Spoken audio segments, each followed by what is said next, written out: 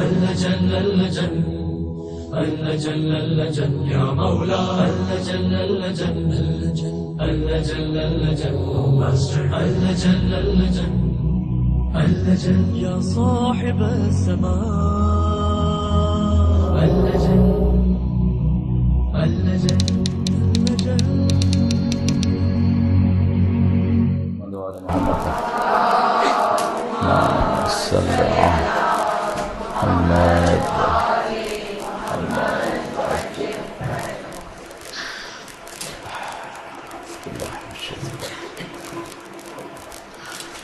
أعوذ بالله من الشيطان الرجيم بسم الله الرحمن الرحيم الحمد لله رب العالمين والصلاة والسلام على سيد الأنبياء والمرسلين حبيب الله العالمين أبي القاسم محمد اللهم صل على محمد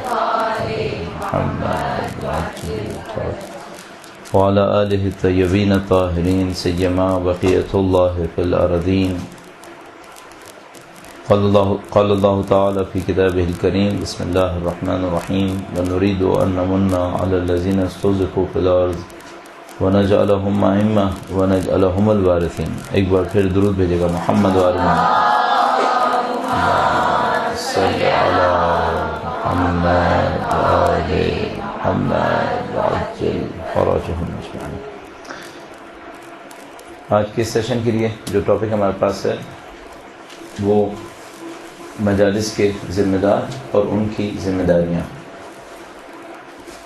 اس ٹاپک میں ہمارا ہدف یہ ہے کہ ہم اس بات کا جائزہ لیں کہ جو مجالس اعضاء منعقد ہو رہی ہیں پوری دنیا کے اندر سید الشہداء علیہ السلام کے نام پر، اور بالاخص وہ مجالس اعضاء کی جو اردو زبان میں منعقد ہو رہی ہیں یا مجموعی طور پر برصغیر کے ماحول میں منعقد ہو رہی ہیں، چاہے وہ انگریزی زبان میں ہو رہی ہیں مختلف جگہوں کے اوپر، اس میں جو ذمہ دار عناصر مجالس کے اندر ہیں وہ کون لوگ ہیں اور ان افراد کی ذمہ داریاں کس قسم کی ہیں. مجھے یاد آتا ہے کہ کئی سال پہلے ہم نے اس سلسلے میں ایک چھوٹا سا آرٹیکل لکھا تھا اور تقریباً گفتگو اسی کے نزدیک قرار پاتی ہے. مجموعی طور پہ ہم اور آپ جانتے ہیں کہ ذکر سید الشہداء ایک ذمہ داری بھی ہے، اور ذکر سید الشہداء ہماری اور آپ کی ذات کی منفعت کے لیے کہ ہمیں اخروی جزا نصیب ہو، اہل بیت اطہار علیہ السلام سے ہمارا ارتباط ہو جائے، انتہائی بنیادی ذمہ داریوں میں سے ایک ذمہ داری ہے. ذکر سید الشہداء نے جو کچھ اس قوم کو دیا ہے وہ ہم سب کے سامنے ہے. وہ یہ کہ 1400 سال میں اگر ہماری شناخت باقی رہی ہے تو ان میں سے بنیادی ترین عناصر میں سے ایک عنصر یہ ذکر ہے. بلا شک و شبہ اہل بیت اطہار علیہ السلام کے چاہنے والوں نے اس کے ذریعے شناخت حاصل کی ہے، آئیڈینٹی ہماری، اور اس شناخت کے ذریعے سے ہمارا تعلق جڑا ہے. یعنی اس ذکر نے ہماری قوم کو منسجم کیا ہے. یعنی میں اپنے طور پر بہت آسانی سے اس بات کو سمجھتا ہوں کہ یہ قوم نہیں ہے جس نے ذکر کیا ہے، بلکہ یہ ذکر ہے جس نے قوم بنائی ہے. اس ذکر سید الشہداء نے قوم بنائی ہے، اور قوم کے تشکیلی عناصر میں سے ایک یہ ذکر ہے کہ مثلا یہی کہ ہم کہیں پہ سید الشہداء کا ذکر کریں اور لوگ چاروں طرف سے جمع ہوتے ہیں، یہاں سے ایک قوم تشکیل پاتی ہے، رابطہ بنتا ہے. بے تحاشا فوائد، بے تحاشا تاثیرات، اس کے اثرات. اور ہم یہ بھی جانتے ہیں کہ یہ ذکر ایک چیلنج بھی ہے. یعنی آسان نہیں ہے یہ کام کہ آپ سید الشہداء کے نام پر لوگوں کو جمع کریں اور دشمن کی مخالفتوں کے باوجود خواہ نخواہ ایسے لوگ ہیں کہ جو ذکر سید الشہداء سے بددل ہیں، جو ذکر سید الشہداء کو اپنے لیے دشمنی کا سبب سمجھتے ہیں، چاہے وہ کہیں کہ اموی عناصر ہیں، چاہے وہ لوگ ہوں کہ جو دین اسلام کے دشمن ہیں اور سمجھتے ہیں کہ ذکر کے ذریعے سے قوم کو ایک نئی روح ملتی ہے. بہت سارے ایسے عناصر ہیں کہ جو ذکر سید الشہداء کے مقابلے میں اپنی دشمنیاں کرنے کی کوشش کرتے ہیں. اس اعتبار سے ذکر سید الشہداء ایک چیلنج بھی ہے، آسان کام نہیں ہے یہ کام. ایک اعتبار سے ذکر سید الشہداء معجزہ بھی ہے. واقعاً انسان اگر اس بات کو سوچے کہ اتنی لمبی مدت سے مسلسل ایک کام انجام پا رہا ہوں اور ایک خاص نوعیت سے انجام پاتا ہوں، اور اس نے متعدد زبانیں اختیار کر لی ہیں، پوری دنیا کے اندر ہوتا ہے، ہر سال ہوتا ہے، اور شدت کے جذبات چاہیے. اگر شدت کے جذبات نہ ہو تو نہیں ہو سکتا. یہ ایک معجزہ ہے. کیسے ہو جاتا ہے یہ بغیر کسی آرگنائزیشن کے؟ یعنی کوئی مرکزی تنظیم نہیں ہے کہ جو اس کو سنبھالتی ہو، کوئی مرکزی ادارہ نہیں ہے جو اس کو آرگنائز کرتا ہو، سب کا سب خود سے ہوتا ہے. واقعاً معجزہ، سید الشہداء کا معجزہ. اور ہم اگر اس پہلو کی طرف غور کریں تو یہ ہماری خوش قسمتیوں میں سے ایک ہے کہ ہم اس ذکر کا حصہ بن گئے کسی بھی ناطے، چاہے شریک ہونے کے ناطے، چاہے بولنے کے ناطے، چاہے تنظیم کے ناطے، کسی بھی ناطے ہم اس سید الشہداء کے ذکر کا حصہ بن گئے. تو یہ ذکر ایک عجیب چیز ہے. یعنی اچھی طرح مجھے سمجھ میں آتی ہے بات کہ وہ شہادت جو کربلا میں ہوئی وہ معجزہ ہے، اور وہ جو ذکر شہادت ہے یہ خود ایک معجزہ ہے. دونوں چیزیں معجزہ ہیں. اس میں لاکھوں لوگوں نے جانیں دی ہیں، لاکھوں لوگوں نے جانیں دی ہیں، اور دنیا کے ہر کونے میں قربانی دی گئی ہے. اس اعتبار سے ہماری ذمہ داری کیا ہی گناہ ہو جاتی ہے. دین کے ناطے ذمہ دار ہیں، قوم کے ناطے ذمہ دار ہیں، شہداء کے ناطے ذمہ دار ہیں، اپنی گزشتہ نسلوں، اجداد، آباء و اجداد کی دی ہوئی وراثت کے ناطے ہم لوگ ذمہ دار ہیں. یہ معاملہ ہمارے لیے انتہائی حساس معاملہ ہے کہ ذکر سید الشہداء طریقے سے انجام پائے، اس طرح سے انجام پائے جس طرح سے انجام پائے. اچھا، ہم جانتے ہیں کہ چونکہ چیلنج اس میں کافی زیادہ ہیں، اس کے دشمن بھی کافی زیادہ ہیں، اور ہر معاملے میں دشمن کی دو اسٹریٹجیز بہت واضح طور پر ہوتی ہیں. نمبر 1 خاتمہ، نمبر 2 انحراف. طے شدہ ہے. یعنی اگر دشمن اسلام کے خلاف آیا ہے، پہلی حکمت عملی ان کی یہ ہے کہ ختم کر دو. اگر نہ کر سکے تو منحرف کر دو. یہ ہمیشہ کا کام ہے، اور تقریباً ہر جگہ ایسا ہی ہوتا ہے، چاہے تجارت کے اندر ہی صحیح، کہ یا تو ختم کر دو یا منحرف کر دو. سید الشہداء کی عزاداری کے معاملے میں بھی لوگوں کی جو حکمت عملی ہے دشمنوں کی وہ یہی ہے، یا تو ذکر ختم ہو جائے یا نعوذ باللہ تعالیٰ ذکر سید الشہداء منحرف ہو جائے. نعوذ باللہ تعالیٰ. منحرف ہونے کا مطلب کیا ہے؟ یعنی اپنے اہداف کھو بیٹھے، اپنی روح کھو بیٹھے. خاتمہ اتنا آسان نہیں ہے، انحراف لانا نسبتاً آسان ہے. خاتمہ آسان نہیں ہے. یعنی آپ کسی سے اس کی روح چھیننے کی کوشش کریں، اتنا آسان نہیں ہے. مثلا آپ دین اسلام کو ختم کرنے کی کوشش کریں تو لوگوں کا مطلب کیا ہوا؟ یعنی آپ مسلمانوں سے کہہ رہے ہیں تمہارا دین لیں گے، تم سے تمہیں کافر بنا دیں گے. نعوذ باللہ. کیسے قبول کرے گا؟ لیکن دین اسلام کا نقاب لگا کر دین اسلام کو منحرف کر لیں، یہ نسبتاً آسان ہے. کیونکہ اس میں ایک دھوکہ رہے گا، وہ یہ کہ وہ سمجھتا رہے گا کہ دین ہے، جبکہ دین ہاتھ سے جا چکا ہوگا. تو یہ ہمیشہ کی ایک مشکل ہے کہ دشمن دو سطح پہ حکمت عملی بناتا ہے، یا ختم کر دو یا منحرف کر دو. ذکر سید الشہداء کے معاملے میں بھی ایسا ہی ہے.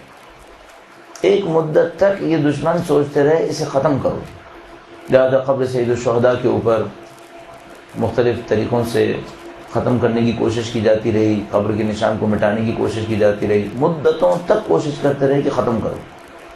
اور مجھے یہ احساس ہوتا ہے کہ اتنے معجزات رونما ہوئے کہ انہوں نے سمجھ لیا کہ ختم کرنا ناممکن ہے. اب جب کہ ختم کرنا ناممکن ہے تو اگلا کام یہ سمجھا کہ محدود کرو. ٹھیک ہے، یعنی اور نہ پھیلے. پھر دیکھا کہ نہیں، نہ صرف یہ کہ ختم نہیں ہوا ہے بلکہ پھیلا بھی ہے، بہت پھیلا ہے. اس وقت ذکر سید الشہداء دنیا کے تقریباً تمام ممالک کے اندر جاری ہے. اگر کوئی شاذ و نادر دنیا کے 200 کچھ ممالک میں سے کوئی 1-2 ملک ایسے ہوں گے جہاں نہیں ہوتا ہوگا، میں نہیں جانتا، لیکن جہاں تک ہمیں پتہ ہے دنیا کے تقریباً تمام ممالک کے اندر ذکر سید الشہداء جاری و ساری ہے. تو محدود بھی نہیں ہوا. اب تیسرا راستہ ان کے سامنے یہ ہے کہ اس کو منصرف کر دو، منحرف کر دو، اس کے اہداف سے دور کر دو. اچھا، اہداف سے دور کرنے میں ان کو ایک آسانی یہ بھی ہے کہ ختم ہوگا تو لوگ تڑپیں گے، لیکن اگر چلے اور اہداف سے دور ہو جائے تو لوگ سمجھ بھی نہیں پائیں گے، لوگ سمجھ بھی نہیں پائیں گے. ایک تو یہ ان کو آسانی ہے. دوسرا، اس سے بھی بدتر ایک اور کام ہے، اور وہ یہ ہے کہ جس کام کو لوگ عبادت سمجھ کے کریں گے وہیں سے انحراف بھی لے لیں گے. ان کے لیے ذکر سید الشہداء میں انحراف ڈالنا بہت بڑی حکمت عملی ہے. کیوں؟ لوگ عبادت سمجھ کے ذکر سید الشہداء کریں گے، اور ان کے لائے ہوئے انحراف کو وہی عبادت سمجھ کے قبول بھی کر لیں گے تو لوگوں کو پتہ ہی نہیں چلے گا کہ ہم عبادت نہیں کر رہے، منحرف ہو رہے ہیں۔ اچھا، ذکر سید الشہداء چھوڑ نہیں سکتے چونکہ روح ہے ان کے لیے تمام تر وجود ہے۔ تو یہ بڑا عجیب معاملہ ہے جو میں نے ایک جگہ پہ عرض کیا تھا کہ یہ بالکل ایسے ہی ہے جیسے کوئی کسی کے خون میں زہر ڈال دے۔ تو خون تو چاہیے نا، خون کو تو بلاک نہیں کر سکتا کہ مجھے خون نہیں چاہیے، خون تو چاہیے، لیکن خون میں اگر زہر آ جائے، اب نہ یہ کہہ سکتا ہے کہ خون نہیں چاہیے اور تشخیص دینے والا تشخیص دے سکے کہ خون کے اندر زہر آ گیا ہے تو علاج کر لے، ورنہ یہ زہر سرایت کر جائے گا۔ تو دشمن کی بدترین کارروائیوں میں سے ایک کارروائی یہ ہے کہ اگر ذکر سید الشہداء کو منحرف کر دیا جائے تو پھر یہ ہر طرح سے شکست کھائیں گے، چونکہ جہاں سے خون آنا تھا وہاں سے زہر آئے گا، نعوذ باللہ تعالی۔ اچھا، اب ہم لوگ جو سید الشہداء کے چاہنے والے ہیں، ظاہر ہے کہ ہم سید الشہداء کے سامنے مخروض ہیں، سید الشہداء کے سامنے مدیون ہیں، ان کے احسانات ہم پر بہت زیادہ ہیں، ہماری نسلوں کی ان کے ساتھ وفاداری ہے۔ ہماری کوششوں میں سے بنیادی ترین کوشش یہ ہونی چاہیے کہ ذکر باقی رہے، نمبر 2 ذکر پھیلے، نمبر 3 ذکر خالص رہے، ذکر میں انحراف نہ آئے۔ جب ہم اس بات کو کہتے ہیں تو ہمیں یہ دیکھنا ہوتا ہے کہ اس ذکر سید الشہداء میں، عزاداری سید الشہداء میں کون کون سے عناصر ہیں جو ذمہ دار ہیں، کتنے لوگ ہیں جو یہاں پہ کام کر رہے ہیں، اور ان عناصر نے کن ذمہ داریوں کو اٹھانا ہے تاکہ یہ انحراف نہ آ سکے جو دشمن لانے کی کوشش کرے گا۔ ظاہر ہے اگر دشمن قرآن کریم کو دیکھتا ہے کہ قرآن کا خاتمہ ممکن نہیں ہے تو جعلی تفاسیر کرواتا ہے، اگر دیکھتا ہے دین کا خاتمہ ممکن نہیں ہے تو مصنوعی دین بناتا ہے، اگر ذکر سید الشہداء کا خاتمہ ممکن نہیں ہے اور قطعاً ممکن نہیں ہے تو وہ یقیناً اس میں انحراف لانے کی کوشش کریں گے۔ ہمیں اور آپ کو ہوشیار ہونا ہوگا کہ ہمارا خون پاکیزہ خون رہے، ہمیں اگلی نسلوں کو امانت میں دینا ہے، ہم کسی انحراف کو ان کے حوالے نہیں کر سکتے۔ تو یہ ہمارے لیے بہت زیادہ کروشل ایشو ہے، ہماری زندگی اور موت کا معاملہ ہے۔ دشمن بھی اچھی طرح اس بات کو سمجھتا ہے کہ یہ ان لوگوں کے لیے بہت اہم معاملہ ہے، یہ اس کے اوپر کوئی قربانی نہیں رائے گا، نہیں چھوڑیں گے، دریغ نہیں کریں گے، اس کو یقیناً انجام دیں گے، لہٰذا وہ بہت ہوشیار اور مکاری کے ساتھ کام کریں گے۔ ہمیں اس مکاری کو درک کرنا ہوگا اور اس کا مقابلہ کرنا ہوگا۔ ہمارے خیال میں 3 بنیادی عناصر ہیں جو مجالس اعظام میں مؤثر ہیں، اور آپ سب کے ذہن میں یہ سب چیزیں اجمالاً ہوتی ہیں، میں کوشش کروں گا تھوڑا سا تفصیل سے بیان کر دوں۔ اگر 3 گروپس کو دیکھیں جو مجالس کے اندر ایک مثلث بنا رہے ہوتے ہیں، تو مجالس میں جو سب سے زیادہ پرومیننٹ لوگوں کو نظر آ رہے ہوتے ہیں وہ خود لوگ ہیں، لوگ جو شرکت کرنے والے ہیں، ان کا بہت بڑا کردار ہے۔ میں بھی اس کو عرض کروں گا، ایک شرکت کرنے والے یعنی عزادار، فرض کر لیجیے ہم ان کے لیے لفظ استعمال کرتے ہیں، جو عزاداری میں شرکت کرنے والے عزادار حضرات۔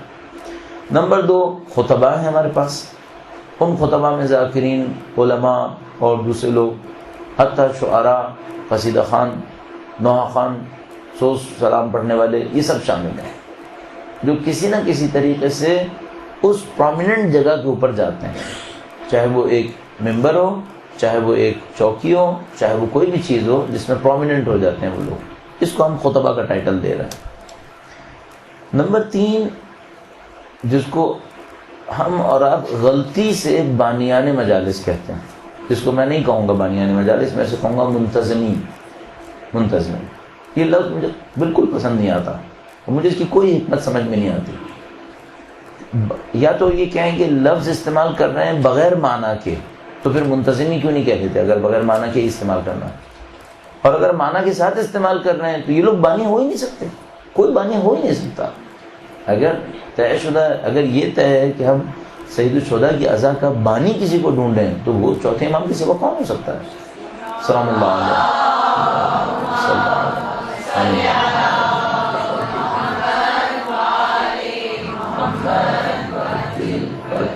بہرحال ہمارے معاشرے کے اندر بہت ساری اصطلاح رائج ہے، یہ اصطلاح بھی رائج ہے جس کو آپ اور ہم بانیان مجالس کہتے ہیں، لیکن ہمارے خیال میں اس کی کریکشن ہونی چاہیے، ہمیں اس کو منتظمین کہنا چاہیے، یہ لفظ صحیح لفظ نہیں ہے۔ اسی طرح سے مجھے سمجھ میں آتی ہے بات، پتہ نہیں صحیح یا غلط، شاید یہ جملہ جو ہم اور آپ بھی کہتے ہیں بعض اوقات کہ میری مجلس ہے، شاید ہمیں اجتناب کرنا چاہیے۔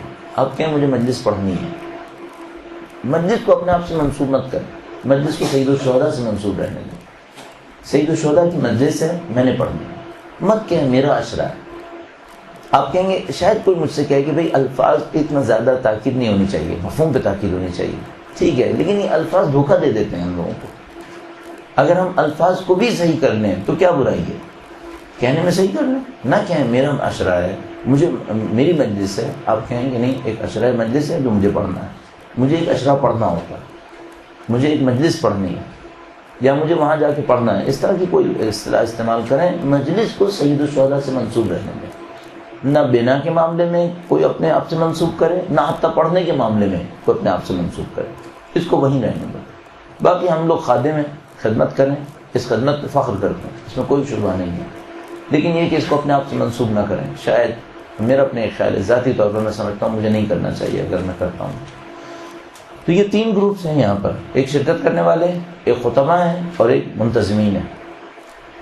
اچھا، اب معمولاً لوگوں کے ذہن میں یہ آتا ہے کہ منتظمین سب سے بڑے ذمہ دار ہیں، چونکہ منتظم وہ ہوتا ہے کہ جو یہ طے کرتا ہے کہ کس خطیب نے جانا ہے، اور وہ جو خطیب ہوتا ہے وہ ساری چیزیں کر رہا ہوتا ہے. معمولاً لوگوں کے ذہن میں آتا ہے کہ یہ جو منتظمین مجالس ہیں یہ ہر چیز کے ذمہ دار ہیں. اچھا، میں ان منتظمین کو 2 حصوں میں تقسیم کر سکتا ہوں بہت آسانی سے. ویسے تو کئی تقسیمات کی جا سکتی ہیں ہر تقسیم کی طرح، لیکن بہرحال 2 تقسیم. ایک تقسیم ان منتظمین کی ہے جو فی سبیل اللہ کر رہے ہیں، جز قربتاً الی اللہ کوئی نیت نہیں ہے، سید الشہداء کی محبت میں کرتے ہیں، پاک پاکیزہ مخلص، صرف سید الشہداء کی محبت میں کرتے ہیں.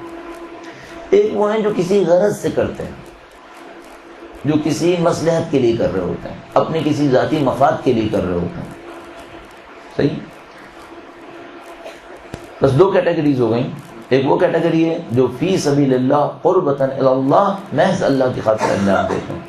اور دوسری کیٹیگری ان لوگوں کی ہے کہ جو کسی غرض سے کاموں کو کر رہے ہوتے ہیں، ان کی کوئی مفاد ہوتے ہیں، ان کی کوئی مصلحتیں ہوتی ہیں، اس کی خاطر کر رہے ہوتے ہیں. تو وہ گروپ جو قربتاً الی اللہ کر رہا ہوتا ہے اس میں بھی 2 کیٹیگریز بنائی جا سکتی ہیں.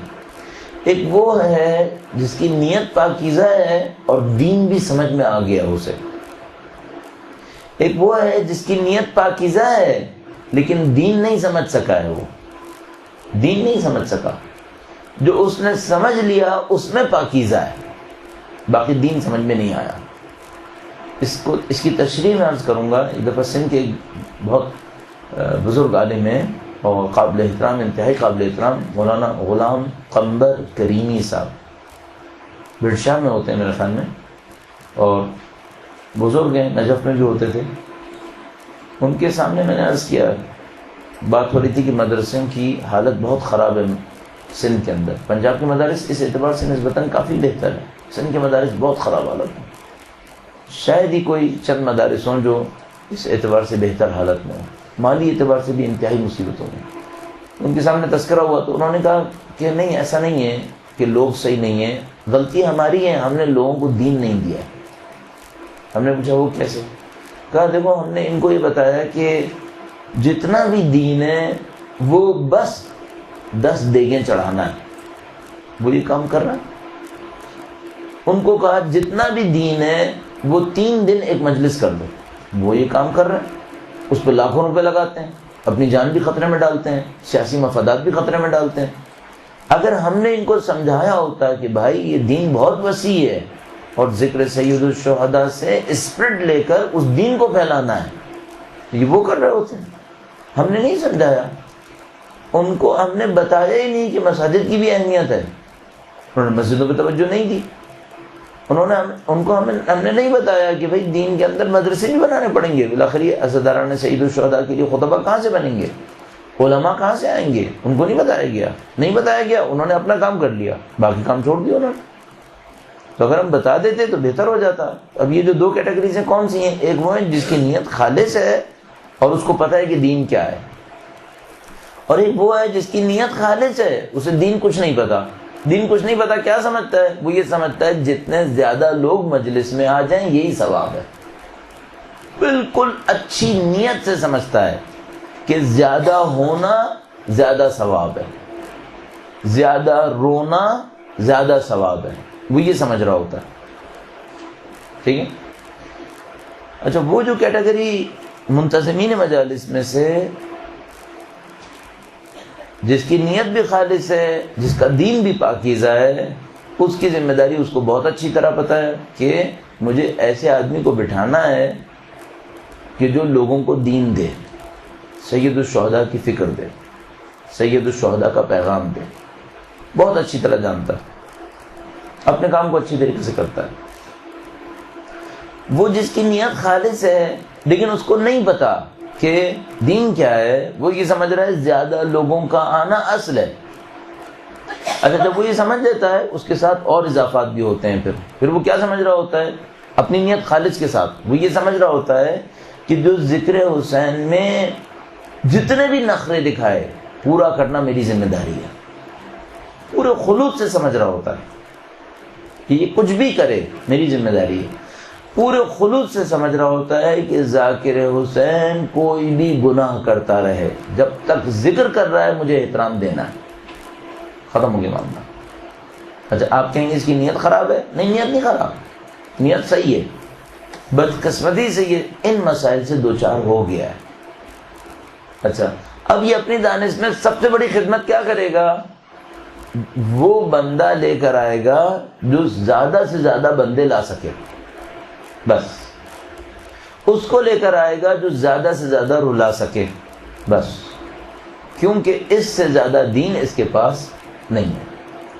یہ کرے گا، اس کے اوپر پیسہ بھی خرچ کرے گا اور ایسے کام بھی کرے گا جو خود اس کو بھی پسند نہیں آئیں گے. مثلا عین ممکن ہے کہ خود لالچی نہ ہو دولت کے معاملے میں اور کسی ایسے کو لے کر آئے جو دولت کی لالچ بھی دکھاتا ہو لیکن صبر کرے گا. کیوں صبر کرے گا؟ اس کے ذہن میں ہے کہ جب تک ذکر کر رہا ہے سب صحیح ہے، کوئی مشکل نہیں ہے. اچھا وہ جو اصلی دین رکھتا ہے وہ فوراً سمجھ جائے گا کہ بھائی جس کے پاس خود دین نہیں ہے وہ ہمیں کیا دین دے گا، وہ فوراً سمجھ جائے گا. لیکن جس کے پاس نہیں ہے بیچارے کے پاس، وہ اس مشکل میں مبتلا رہے گا. اپنی ان تمام مشکلات کے ساتھ یہ لوگوں کے انتخاب میں کیا دیکھے گا؟ یہ لوگوں کے انتخاب میں کم از کم یہ ضرور دیکھے گا کہ لوگ آئیں گے یا نہیں آئیں گے. صحیح ہے، چاہے اگر خالص بھی ہوا، ٹھیک ہے نا. اگر خالص ہوا اور اچھا دیندار ہوا تو پھر تو وہ صرف یہ دیکھے گا دین مل رہا ہے نہیں مل رہا. صحیح.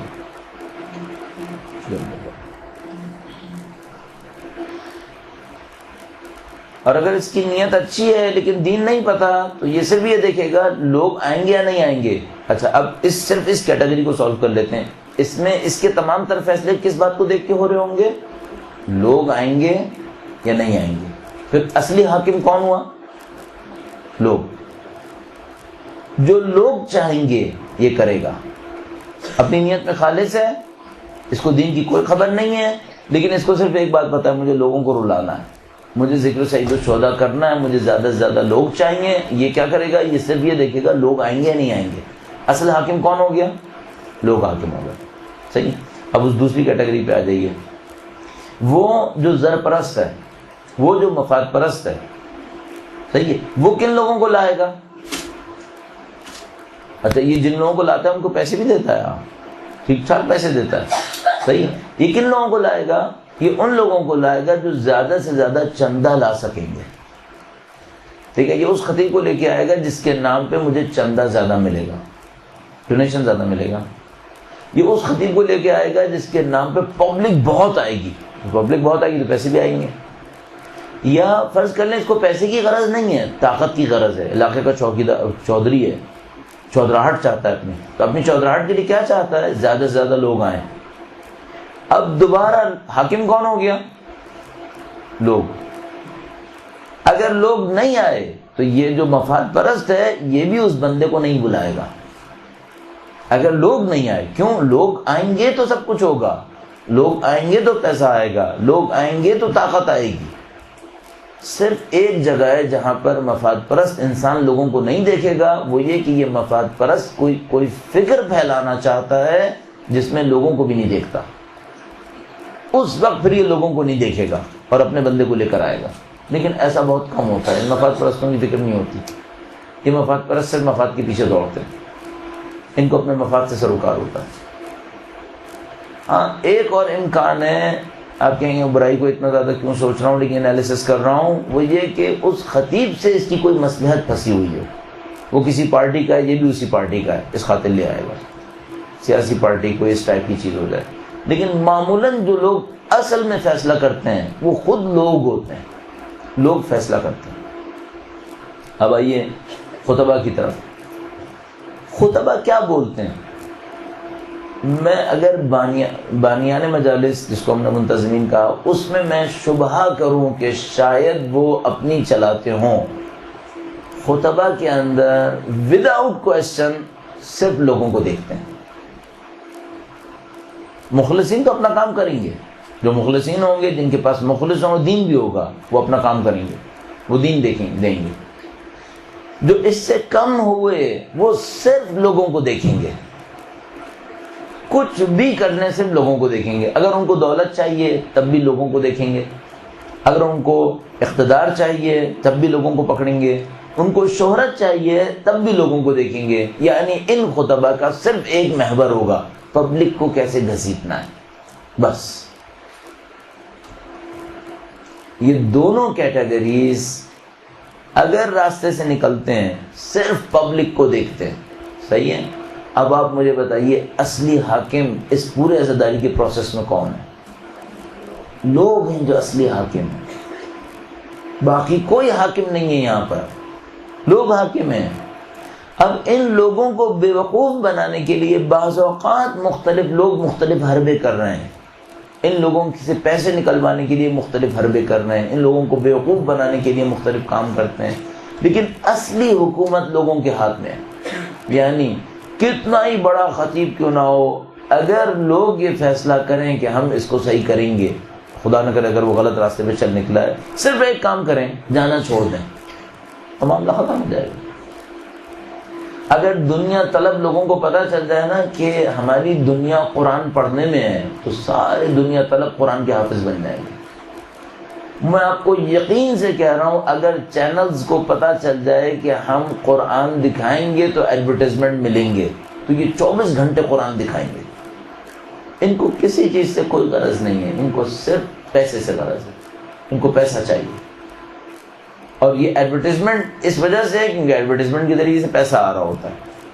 مگر یہ کہ کچھ چینلز ایسے ہوتے ہیں جو مختلف گورنمنٹس کے ساتھ ساز باز کر لیتے ہیں، ان کے اداروں کے ساتھ ساز باز کر لیتے ہیں، وہاں سے بھی پیسہ گھسیٹتے ہیں.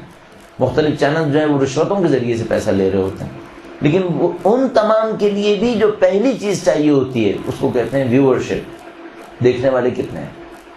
اچھا یہ بھی آپ کی خدمت میں عرض کرتا چلوں، میڈیا جو بھی فحاشا دکھاتا ہے وہ اسی لیول پر دکھاتا ہے جس کی اندر لوگوں میں تڑپ ہوتی ہے. یعنی یہ میڈیا کے لوگ بہت تیز ہوتے ہیں، بہت ہوشیار ہیں. یہ پہلے یہ جاننے کی کوشش کرتے ہیں لوگوں میں کیا دیکھنے کی تڑپ ہے، کیا دیکھنے کی ڈیمانڈ ہے جو یہ اپنی زبان پہ نہیں لائیں گے. صحیح ہے. وہ ان لوگوں کی اس ڈیمانڈ کو ریسیو کرتے ہیں اور اسی ڈیمانڈ کو اپنے چینلز کے اوپر ریفلیکٹ کر دیتے ہیں. مثلا یہ فحاشا کے اینڈ تک کیوں نہیں جاتے؟ ان کو پتا اگر اینڈ تک جائیں گے تو ان کو برا لگے گا. یہ فحاشا کو کم کیوں نہیں کرتے؟ کیونکہ وہ جانتے ہیں ڈیمانڈ اتنے کم کی نہیں ہے، اس سے زیادہ کی ہے. ایک خاص لیول پر فحاشا کی ڈیمانڈ کو دیکھ رہے ہوتے ہیں، اس کو فلفل کر دیتے ہیں. کیوں فلفل کرتے ہیں؟ ان کو ویورشپ چاہیے. اگر آج یقین فرمائیں، اگر آج پوری دنیا میں ثابت ہو جائے نا کہ چینلز کے اوپر اگر عورتیں پردے میں نظر آئیں تو ویورشپ بڑھ جائے گی، سارے چینل والے پردے دار عورتوں کو دکھائیں گے. مارکیٹ ہے، یہ صرف مارکیٹ ہے ان لوگوں کے لیے اور کچھ نہیں ہے. وہ جو لوگ کہتے ہیں نا کہ اب یہ لوگ مثلا سید الشہداء کی عزاداری دکھا رہے ہیں، اس کا مطلب ہے مثلا شاید چینل والے بھی دیندار ہو گئے. نہیں، دیندار نہیں ہوئے ہیں. ان کو صرف ایک بات پتہ چل گئی ہے، وہ یہ کہ شیعہ طاقت ہے اور شیعہ اس چینل کو پسند کرتے ہیں جس پہ عزا آتی ہے. اگر عزاداری نہیں آ رہی ہوتی تو وہ چینل سوئچ کر دیتے ہیں، ماہ محرم میں وہ چینل لگاتے ہیں جس پہ عزا آتی ہے. ختم ہو گیا معاملہ، انہوں نے فوراً عزاداری دکھانی انہوں نے، کیونکہ وہ یہ نہیں دیکھ سکتا کہ لوگ ریموٹ سے کوئی اور چینل لگا دیں. یہ نہیں دیکھ سکتا. اگر وہ یہ دیکھے گا تو کیا ہوگا؟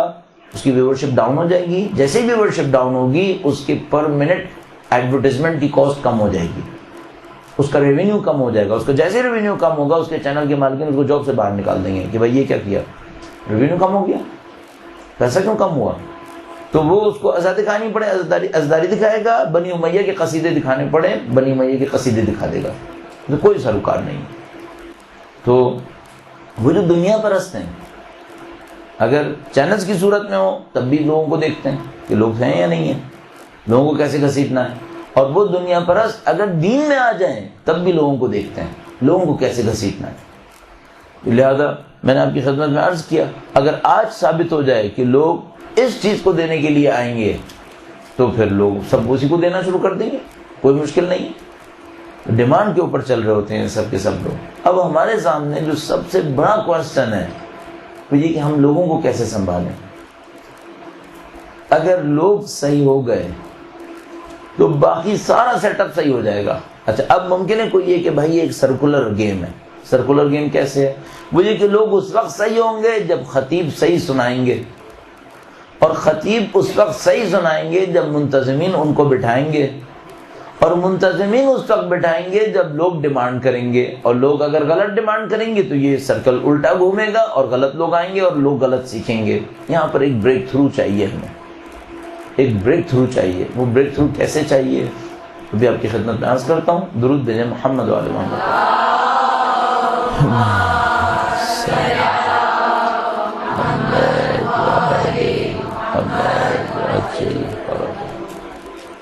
اس سے پہلے ایک اور بات سوچ لیجئے، لوگ نادان ہیں یا عقل مند ہیں، اس کو اچھی طرح سوچیں۔ آپ کے خیال میں اور ہمارے خیال میں آیا یہ جو لوگ ہیں جن کے بارے میں ہم بات کر رہے ہیں، یعنی ازداری میں شرکت کرنے والے لوگ، یہ سب نادان ہیں یا یہ سب عقل مند ہیں؟ اگر ہم اور آپ یہ سوچ رہے ہیں کہ لوگ اتنے بے وقوف ہیں کہ ان کو ہماری دنیا داری نظر نہیں آتی، یہ ہماری حماقت ہے۔ لوگ اس معاملے میں بہت ہوشیار ہیں۔ آپ نے ذرا سا موو کیا سمجھ جائیں گے کہ آپ کیا کر رہے ہیں۔ ہاں یہ علیحدہ مسئلہ ہے کہ اس کو کسی بھی وجہ سے آپ کی ضرورت پڑے تو وہ چلے گا۔ مثلا وہ خود دنیا دار ہے، وہ سمجھ جائے گا کہ دنیا دار ہے لیکن یہ میرے لیے اچھا ہے، ورنہ وہ جو آخرت والا آئے گا تو مجھے بہت الٹی سیدھی سناتا رہے گا، تو وہ اس دنیا دار کو لے کے چلے گا، لیکن اچھی طرح سمجھ جائے گا یہ دنیا دار ہے۔ لوگ چند منٹ کی گفتگو میں آپ کو آئیڈینٹیفائی کر لیں گے آپ ذکر کے معاملے میں کہاں کھڑے ہیں، کس لیے کر رہے ہیں۔ لہذا ایک مشورے کے طور پر آپ سے عرض کروں گا، آپ کبھی بھی لوگوں کو انڈر ایسٹیمیٹ نہیں کیجیے گا۔ آپ یہ مت سوچئے گا کہ آپ کچھ کریں گے ان کو پتہ نہیں چلے گا۔ کیوں؟ جو کچھ آپ کر رہے ہیں وہ زندگی میں ہر روز کرتے ہیں، ان کو بہت اچھی طرح سمجھ میں آ جاتا ہے۔ یعنی میں مثال کے طور پر عرض کر رہا ہوں، مثلا اگر ہم اور آپ، مثال کے طور پر میں اپنی مثال پہ رکھتا ہوں، فرض کریں میں ابا پہنتا ہوں مجلس پڑھتے وقت، اگر ابا ہی تبدیل کرتا رہوں نا، لوگ سمجھ جائیں گے یار یہ ہر مہینے ابا تبدیل کرتے ہیں۔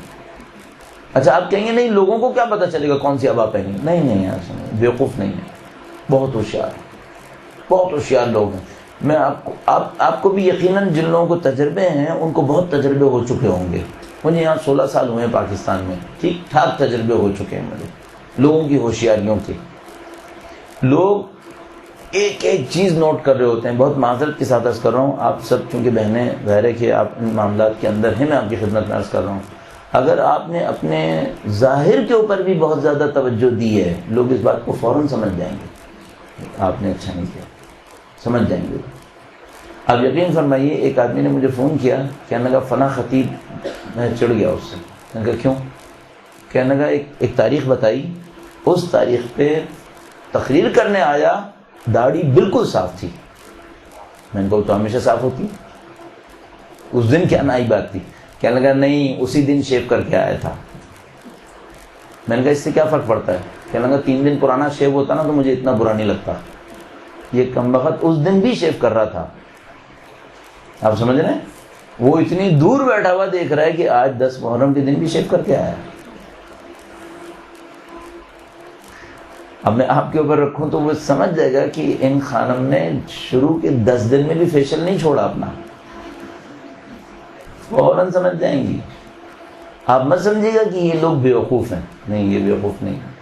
آپ نے نیا لباس پہنا نا پہلے 10 دن میں، سمجھ جائیں گے کہ اچھا اتنا بھی خیال نہیں کیا کہ ازداری میں پرانا لباس پہنتا۔ آپ مت سوچیے گا کہ یہ لوگ بیوقوف ہیں، بہت ہوشیار ہیں، یقین مانے بہت ہوشیار ہیں۔ اچھا، نہ یہاں کے لوگ بیوقوف ہیں، نہ پاکستان سے باہر کے لوگ بیوقوف ہیں۔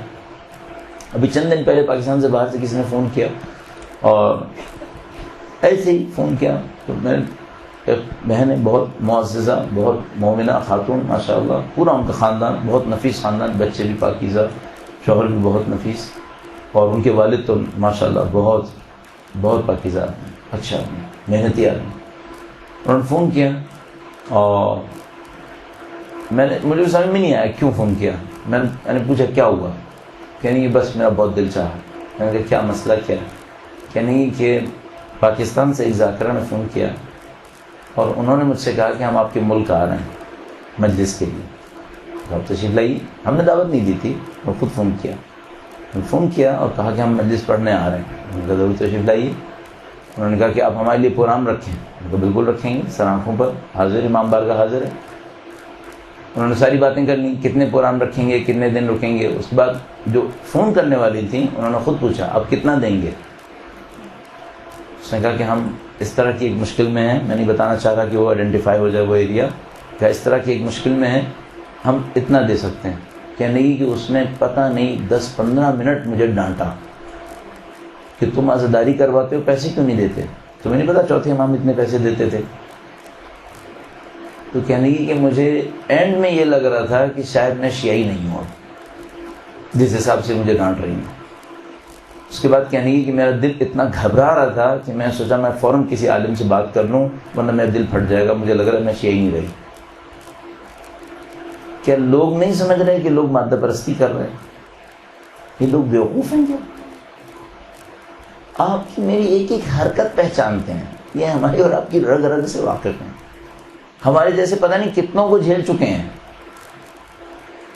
یقین فرمائیے میں ٹریولنگ بہت زیادہ کرتا ہوں، اس خاطر میں آپ کی خدمت میں عرض کر رہا ہوں، جب ہم لوگ کمرہ چھوڑ کے چلے جاتے ہیں نا تو یہ لوگ واپس آ کے جو ہماری صورتحال ہوتی ہے اس سے سمجھ جاتے ہیں کتنا دین ہے ان کے اندر، ایک ایک چیز نوٹ کرتے ہیں۔ یہ دین میں کہتے ہیں نظم و ضبط ہے، اوصیکم بتقوی اللہ و نظم امرکم، ان کی زندگی میں کہاں نظم و ضبط ہے؟ یہ دیکھو کیا صورتحال کر کے گئے ہیں، سب چیزیں پہچانتے ہیں۔ یقین فرمائیے اتنی چھوٹی چھوٹی چیزیں نوٹ کرتے ہیں، ٹوتھ برش کیسے رکھتے ہیں، منظم ہوتے تو یہ کیوں کیا انہوں نے؟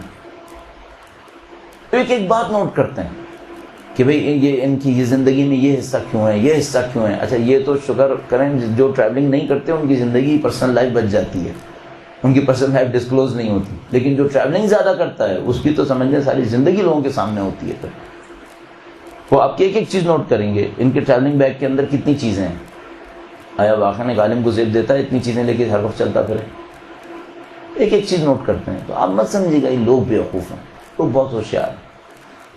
ہاں یہ ہے کہ اپنی ہوشیاری میں بعض اوقات دھوکہ بھی ہوتا ہے، ان کو بعض اوقات دھوکہ بھی ہوتا ہے، لیکن یہ مجھے معلوم ہے اگر لوگ پرخلوص ہوں تو دھوکے دار کے دھوکے میں لمبی مدت تک نہیں آتے۔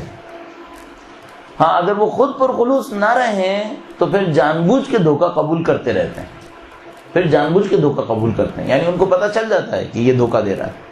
یہ نہیں ہوتا کہ ان کو پتہ نہیں چلتا، پتہ چلتا ہے دھوکہ دے رہا ہے، لیکن ان کو اس دھوکے کی بھی کوئی ضرورت ہوتی ہے۔ ابھی چند سال پہلے وہاں گیا تھا خیرپور کے نزدیک، جو بہت ایک جگہ ہے جو خیرپور کے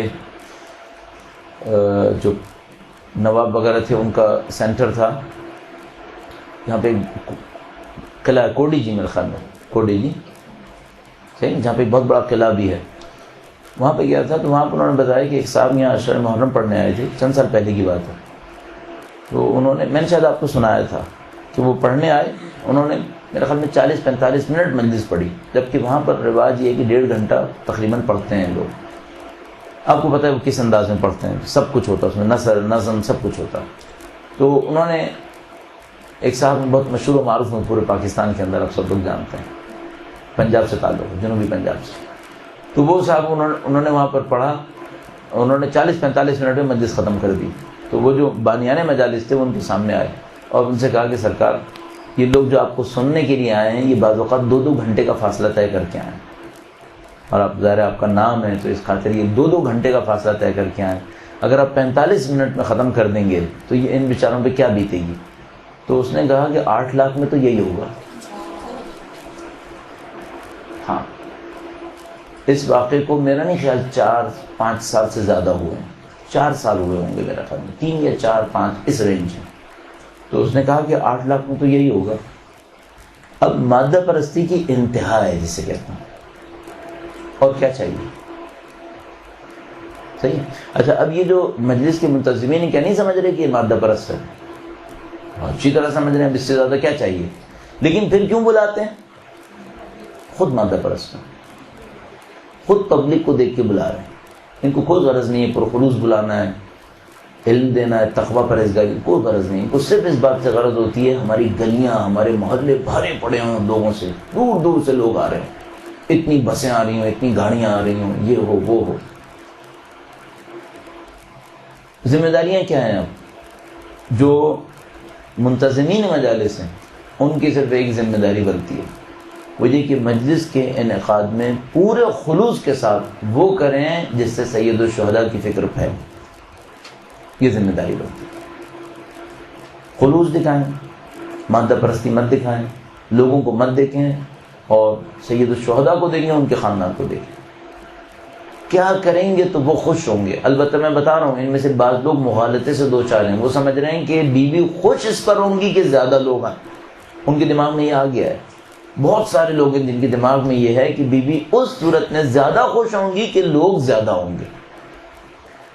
اب میں آپ کو اس بریک تھرو کا ذکر کرنا چاہ رہا تھا کہ ہم اس کو توڑیں گے کیسے, اس پیٹرن کو, کہ لوگ غلط سمجھے ہوئے ہیں, منتظمین غلط لوگوں کو لاتے ہیں, وہ غلط لوگ ان کی غلطی کو اور بڑھاتے ہیں, اور معاملہ خراب ہوتا چلا جا رہا ہے. صحیح. اچھا اس میں ہوتا کیا ہے؟ اس میں یہ ہوگا کہ کچھ لوگ صحیح بات کو مسلسل کہتے رہیں گے, ان کو سننے والے نہیں ہوں گے. کوئی بات نہیں, اگر بس اتنا ہو جائے صحیح بات کہنے والے صحیح بات کہتے رہیں لمبی مدت تک, اور لوگوں کے نہ سننے کی پرواہ نہ کریں, بس یہاں سے بریک تھرو شروع ہو جائے گا. آپ کو کسی بھی شہر کے اندر تبدیلی چاہیے, صرف ایک کام کریں, صحیح بات کہیں, صحیح بات کہتے رہیں, اور لوگوں کے سننے نہ سننے کی پرواہ مت کریں.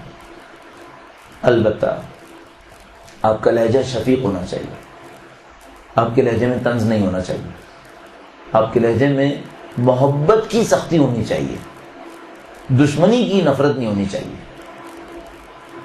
ہمارے ساتھ مشکلات میں سے ایک مشکل یہ ہے, ہم جب لوگوں پہ کرٹیسزم کرنے لگتے ہیں تو اس بات کو بھلا دیتے ہیں کہ یہاں بہت سارے مخلصین بیٹھے ہوئے ہیں جو انتہائی خلوص کے ساتھ اپنی زندگی لگا کر ایک غلط آدمی کے پیچھے چل رہے ہیں.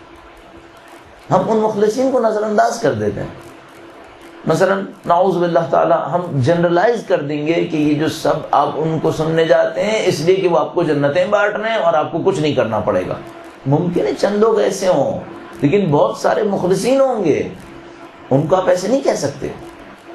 ان کے خلوص کی قدر ہونی چاہیے. اب ان کے خلوص کا کیسے انکار کیا جا سکتا ہے؟ جو واقعاً محنت کر رہے ہوتے ہیں, مشقت کر رہے ہوتے ہیں, سید الشہداء کے ذکر کی خاطر جان کی قربانیاں دے رہے ہوتے ہیں. ہاں غلط بات سمجھ بیٹھے ہیں. تو اب لوگوں سے, اور بہت بڑا پوائنٹ جو مجھے سمجھ میں آتا ہے وہ یہ کہ آپ ہمیشہ عقیدت کی زبان بول کر سمجھائیں, نہ کہ قانون اور حکم کی زبان بول کر. ان دونوں میں فرق کیا ہے؟ مثلا ایک دفعہ مثلا میرے جیسے آدمی کہتا ہے بھائی داڑھی رکھو, جو داڑھی نہیں رکھے گا وہ حرام کام کر رہا ہے اور اس کے حرام کا گناہ ایسا ہے ویسا ہے. یہ حکم کی زبان ہے. صحیح. ایک دفعہ ہم عقیدت کی زبان میں کہتے ہیں, وہ کہتے ہیں دیکھو بھائی صرف ایک بات سوچو, امیر المومنین کو وہ چہرہ پسند ہے جس پہ داڑھی ہے یا وہ پسند ہے جس پہ داڑھی نہیں ہے؟ کون سا چہرہ امیر المومنین کو پسند ہے؟ نتیجہ دونوں کا ایک ہی نکلے گا, لیکن ایک میں آپ لاٹھی چلا رہے ہیں اور ایک میں آپ محبت سے سمجھا رہے ہیں. وہ محبت کرتا ہے, مولا امیر المومنین کو چاہتا ہے, اس کی چاہت کو آپ خیال کریں اور آپ اس کی چاہت کے اندر رکھتے ہوئے اسے سمجھانے کی کوشش کریں. لہذا جو لوگ سید الشہداء کی عزا میں آتے ہیں اور مثال کے طور پر نماز نہیں پڑھ رہے ہیں, عبادات انجام نہیں دے رہے ہیں, آپ ان سے یہ مت کہیے تمہاری یہ عزا بے فائدہ ہے اگر تم نماز نہیں پڑھ رہے. شاید آپ صحیح کہہ رہے ہوں لیکن یہ انداز صحیح نہیں ہے, اس سے عزا کی توہین ہو رہی ہے اس کے خیال میں. وہ آپ کے ان جملات سے بہت چڑا ہوگا جب آپ کہیں گے اس اذا کا کوئی فائدہ نہیں ہے، نعوذ باللہ تعالیٰ. وہ کہے گا نہیں، اس اذا کا فائدہ اور تمہارا کوئی فائدہ نہیں ہے، تم غلط ہو. کیسے ہو سکتا ہے کہ ہم یہ کہیں گے اذا کا کوئی فائدہ نہیں ہے؟ بالآخر ایک کام ہے جو انجام پایا ہے. اب آپ اس کو کس طرح کہہ سکتے ہیں؟ اس کو محبت سے سمجھائیں.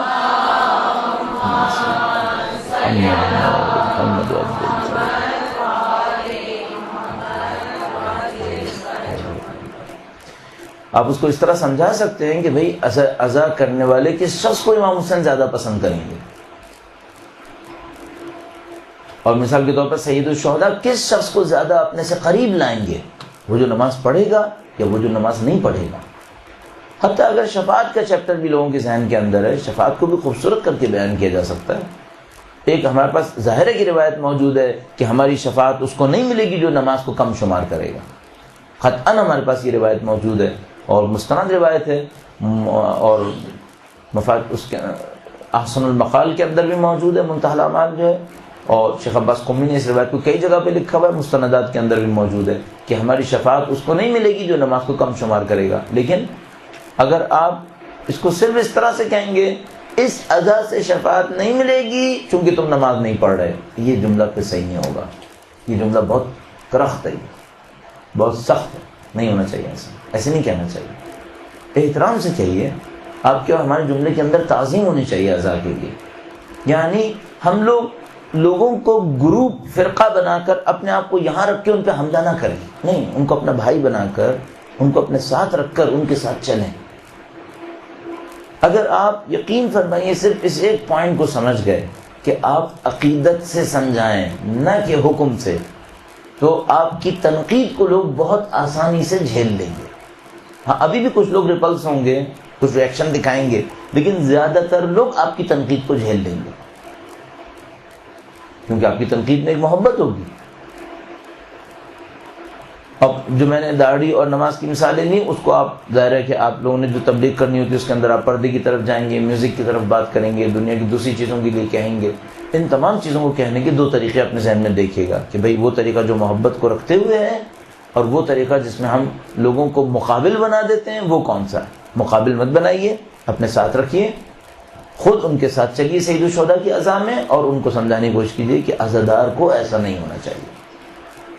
عزاداری کو ان کی عزاداری کا احترام ہونا چاہیے، خود عزاداری کا احترام ہونا چاہیے، اس کا ہمیں کم شمار نہیں کرنا چاہیے. درود بھیجے محمد وعلی محمد.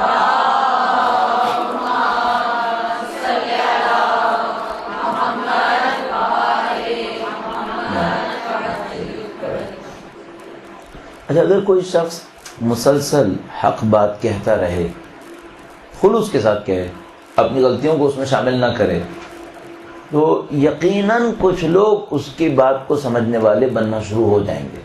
کیوں؟ وہ بھرا مجمع جو ایک غلط آدمی کے سامنے بیٹھا ہوتا ہے، ایسا نہیں ہوتا کہ یہ بھرا مجمع اس کا معتقد بھی ہوتا ہے، بہت ساری مجبوریوں سے بیٹھا ہوتا ہے. میں خود اپنی زندگی میں پتہ نہیں کتنی دفعہ ایسے ذاکرین کی مجالس میں بیٹھ چکا ہوں جن کی شخصیت کو میں بالکل آرام سے کہہ سکتا ہوں کہ یہ کسی بھی طور پر اہل بیت کے اسٹینڈرڈ کے اوپر نہیں تھے، ان کو ذکر کے لیے نہیں ہونا چاہیے تھا، لیکن ان کی مجالس میں بیٹھ چکا ہوں. کیوں؟ کوئی بھی وجہ ہو سکتی ہے.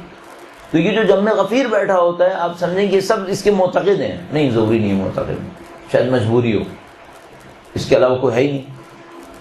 بہت دفعہ تو ایسا بھی ہوتا ہے، گاؤں دیہات کے اندر بہت ایسا ہوتا ہے، شہروں کے اندر بھی بہت دفعہ ایسا ہوتا ہے، ایک ہی ہو رہی ہوتی ہے، جاتے ہیں اسی کے پاس. دوسرا مسئلہ یہ کہ ان کے ذہن میں کویسچنز ہوتے ہیں، لیکن ان کویسچنز کے اوپر یہ مضبوط نہیں ہوتے کہ ہم جو سوچ رہے ہیں وہ صحیح سوچ رہے ہیں یا غلط سوچ رہے ہیں. تو یہی کہ آپ حق بات کو مسلسل کہتے رہیں دھیمے لہجے میں، ایک خاص محبت کے ساتھ، اہل بیت کی ولا کے ساتھ، وہ بات خود بخود اپنا اثر کرتی ہے. بہت سارے لوگ پہلے سے ہی معتقد ہوتے ہیں، وہ آپ کا آہستہ آہستہ آہستہ آہستہ ساتھ دینا شروع کر دیتے ہیں. البتہ اس میں سب سے اہم پوائنٹ یہ ہے کہ آپ مزید کوئی غلطی نہ کریں. اس آدمی نے ایک غلطی کی تھی، دنیا پرستی کی تھی، خدا نہ کرے اگر آپ نے اقتدار پرستی دکھا دی، پھر لوگ آپ کا ساتھ نہیں دیں گے. آپ کو مکمل حق کے ساتھ آنا ہوگا میدان کے اندر. یہ ایک اچھے خطیب کی ذمہ داری بنتی ہے. اب اس میں یہ ہے کہ بہت ساری جگہیں جو بہت حساس جگہیں ہوتی ہیں، آپ کو ضرورت نہیں ہے کہ آپ سارے مجمع کو پہلے دن سب کچھ بتا دیں، نہیں کوئی ضرورت نہیں ہے، آپ اپنی احتیاط کر لیجئے۔ مثلا آپ اور میں بہت ساری چیزیں اگر مطالعات کریں گے تو تاریخ میں سمجھ جائیں گے کہ یہ نہیں ہے جو مشہور ہے، ہم اور آپ بہت کچھ چیزیں سمجھ جائیں گے اگر مطالعات پہ جائیں گے، سنے سنائے پہ جائیں گے تو وہ نہیں سمجھ پائیں گے۔ اگر خود مطالعات اور تحقیقات پر گئے بہت ساری چیزوں کو سمجھ جائیں گے کہ یہ معاملہ ایسا نہیں ہونا چاہیے جو لوگوں میں مشہور ہے، ٹھیک ہے۔ لیکن بہت سارے طریقے ہیں لوگوں کو سمجھانے کے، ضروری نہیں ہے کہ آپ بلنٹلی آئیں اور کہیں تم جو یہ کام 300 سال سے کرے تھے سب غلط تھا، اور اس سے بدتر وہ ہے کہ آپ کہیں جو آپ یہ کام کر رہے ہیں نا اس سب پہ گناہ ملے گا آپ کو۔ ارے بھائی وہ خلوص سے کر رہے ہیں، کہاں سے گناہ ملے گا؟ زیادہ سے زیادہ ہے کہ جاہل ہے، نادان ہے بیچارہ، اب آپ اسٹریٹ فارورڈ یوں کہہ دیں گے اس کو گناہ ملے گا، کیا پتہ گناہ ملے گا نہیں ملے گا، آپ کو اصلا شاید یقین بھی نہیں ہو کہ گناہ ملے گا۔ ہاں ٹھیک ہے غلط کر رہا ہے، آپ اس کو سمجھانے کی کوشش کر سکتے ہیں، طریقے سے سمجھا سکتے ہیں۔ آپ سب کو معلوم ہے، ہم سب لوگ جو شام گئے سب جانتے ہیں بنت سید الشہداء جو شام کے زندان میں دفن ہے ان کا نام شام میں کیا ہے؟ بی بی رقیہ ہے۔ پوری دنیا جو وہاں گئی ہے جانتی ہے۔ اچھا یہاں پر ان بیوی کا نام سکینہ مشہور ہے، صحیح۔ اور ہم جانتے ہیں کہ شام میں ایک اور قبرستان کے اندر بی بی سکینہ بنت حسین دفن ہے، جو شام گئے انہوں نے دیکھا ہے، اپنی آنکھوں سے دیکھا ہے، صحیح۔ اچھا اب ہمارے پاس دو راستے ہیں، ہم لوگوں کو آئیں اسٹریٹ فارورڈ کہیں اے لوگوں جو اب تک تم سوچ رہے تھے وہ سب غلط تھا، نہیں اس کی کوئی ضرورت نہیں ہے۔ آپ مجھ سے پوچھیں گے ہم مسائل میں کیا کریں، آپ کہیں بنت حسین، چھوڑ دیجئے اس معاملے کو۔ یہ معاملہ اتنا سنگین نہیں ہے کہ اس کے اوپر لوگوں کے عقیدوں کے اوپر ضرب لگائی جائے، ٹھیک ہے۔ ان کے ذہن میں آئے کہ ان کا نام سکینہ ہے جبکہ ان کا اصلی نام رقیہ ہے، یا کم از کم وہاں پر بی بی رقیہ کے نام سے مشہور ہیں، یہاں پر بی بی سکینہ کے نام سے یا بعض جگہوں پہ سکینہ کے نام سے مشہور ہے، ٹھیک ہے۔ یہ مشکل ہے ہمارے ساتھ، لیکن کیا اس کے اوپر یہ کرنا چاہیے کہ لوگوں سے آ کے کہیں جو کہتا ہے کہ بی بی سکینہ زندان میں فوت ہوئی وہ مثال کے طور پر جھوٹ بول رہا ہے، غلط کر رہا ہے، وہاں پہ یہ نام لکھا ہے، نہیں، اس طرح ایگریسو ہونے کی کوئی ضرورت نہیں ہے۔ اس طرح کی تاریخی غلطیاں اشتباہات جو ہوتی ہیں 1400 سال کی پیریڈ میں بہت ہو سکتی ہیں، اور اس میں ان بیچاروں کی کیا غلطی ہے؟ کہیں سے بھی یہ غلط عام رائج ہوا، ان کی کوئی غلطی نہیں ہے، ان کو اس کی سرزنش نہیں کر سکتے ہم لوگ۔ اس کا طریقہ کار کیا رکھا جائے؟ طریقہ کار یہ رکھا جائے کہ آپ مصائب کے اندر اسپیسیفک نیم دینے کے بجائے سید الشہداء کی بیٹی کا تذکرہ کریں، تاکہ لوگوں کے ذہن آہستہ آہستہ اس بات کی طرف مائل ہونا شروع ہو جائیں کہ ہاں ٹھیک ہے بیٹی تھی، اب یہ نہیں معلوم واقعاً نام ہم کیا سوچ رہے ہیں۔ یہ غلطی ہے جو معاشرے کے اندر رائج ہوئی بھی ہے۔ ممکن ہے بعد میں کچھ اور تحقیقاتوں پتہ چلے یہی لوگ صحیح تھے وہ لوگ غلط تھے، جس کا امکان انتہائی کم ہے، کیونکہ وہاں پہ دفن ہے، یہ امکان سوچنا کہ وہ لوگ غلط کر رہے ہوں ان کو نہیں پتا ہو کہ نام کیا ہے، اس کا امکان بہت کم ہے۔ یہاں کچھ غلطی ہو گئی ہے، اب اس غلطی کو ہمیں سنبھالنا ہوگا کسی طریقے سے، آہستہ آہستہ لوگوں کے ذہنوں کو تیار کرنا ہوگا کہ وہ حقیقت کو قبول کر سکیں، اور اس پہ کوئی سرزنش کرنے کی ضرورت نہیں ہے ہمیں، بلکہ میرا نہیں خیال کہ ہمارے اصل وظائف میں سے یہ ہوگا کہ ہم ان کو سرزنش کریں اس کے اوپر۔ میرا اپنا یہ خیال ہے کہ ہم لوگوں کے ذہنوں کو آہستہ آہستہ تیار کریں اسی عقیدت اور احترام کے ساتھ کہ وہ جو مصائب انہوں نے سوچے وہ مصائب صحیح ہیں، صرف نام کچھ اور ہے، ٹھیک ہے۔ لہذا اس کے اوپر فرنٹ نہیں بنائیں، لوگوں کے ساتھ جو ایک دم آ کر فرنٹ بنا لیتے ہیں، محاذ بنا لیتے ہیں، محاذ مت بنائیں، اس میں لوگوں کی غلطی نہیں ہے۔ بہت ساری چیزیں ایسی ہیں جو لوگ سمجھ رہے ہیں اور شاید ایسا نہ ہو، لیکن آہستہ آہستہ ان کو تیار کیجیے، آہستہ آہستہ آپ اپنے آپ کو ان کے ساتھ لے کے چلیے، اور اس کے بعد کسی موقع پر ان کو ڈیلیور کیجیے جو حق ہے۔ یہ خطبہ کی ذمہ داری، البتہ ظاہر خطبہ کی ذمہ داری میں بعض اوقات بہت حساس موقع بھی آتے ہیں جب ان کو بہت بڑے بڑے چیلنجز کو قبول کرنا پڑتا ہے، اپنی جان خطرے میں ڈالنی پڑ جاتی ہے بعض اوقات، یہ تمام چیزیں آتی ہیں، اس کو میں بھی اسکپ کرتا ہوں اور آگے حصے کی طرف جاتے ہیں۔ منتظمین کی کیا ذمہ داری ہوئی؟ میں نے آپ کی خدمت میں عرض کیا، منتظمین کی پہلی ذمہ داری یہ مفاد پرستی مت دکھائیں، سید الشہداء کو مفاد پرستی کا اپنا طریقہ کار مت بنائیں، یعنی نعوذ باللہ دنیا تک پہنچنے کے لیے ذکر حسین کو پل نہ بنائیں، نہ خطبہ نہ منتظمین، دنیا کی کسی ہدف کے لیے مجلس مت کریں،